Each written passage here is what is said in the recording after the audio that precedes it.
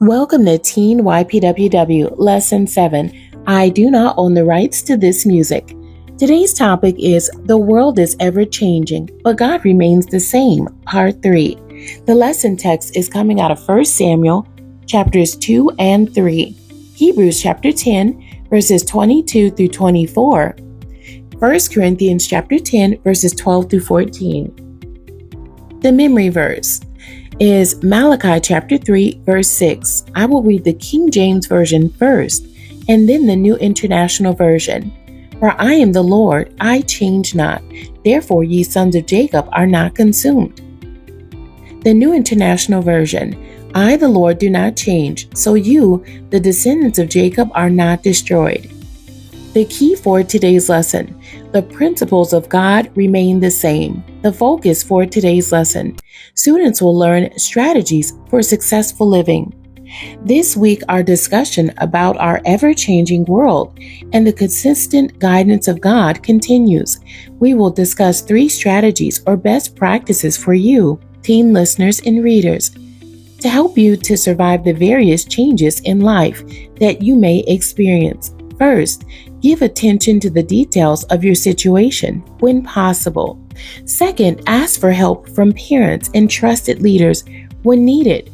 Third, earnestly pray for, expect, and follow God's directions. These 3 basic directives can be applied to most situations of uncertainty, and they are our platform for this discussion. We find these principles practiced in the life of young Samuel as we continue our study of his successful life and ministry. Samuel models a biblical and principled lifestyle. However, to be fully engaged with the leadership and guidance of God, your salvation is a required prerequisite. For it is through the saving power of Jesus Christ we can gain greater access to the directives of God. If you are saved, we celebrate and applaud your decision to follow Jesus Christ. If you are not saved, at your earliest convenience, please ask your teacher or pastor to explain to you the plan of salvation.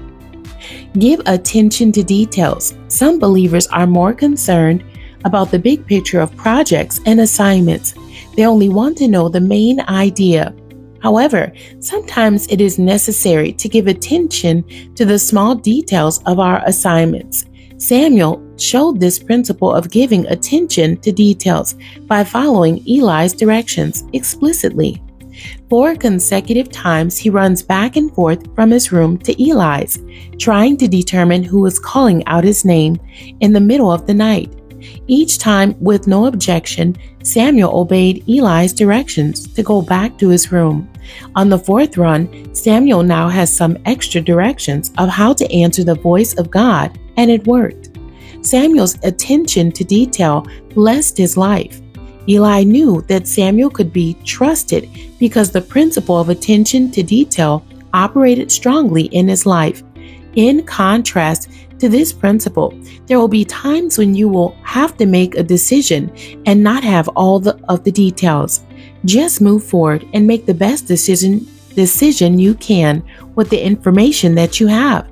This scenario is the exception, not the rule. Ask for help. Sometimes it is not easy to ask for help, especially when you have been rejected by those who couldn't help you. Samuel didn't know who was calling his name, so he ran to Eli and asked him for help. It is important to note that he did not ask Hophni and Phinehas for help. He asked the most trustworthy person in the house, Eli. Finally, after 3 inquiries, he got the answer he needed. This model of ask and keep asking is sometimes necessary for us to follow.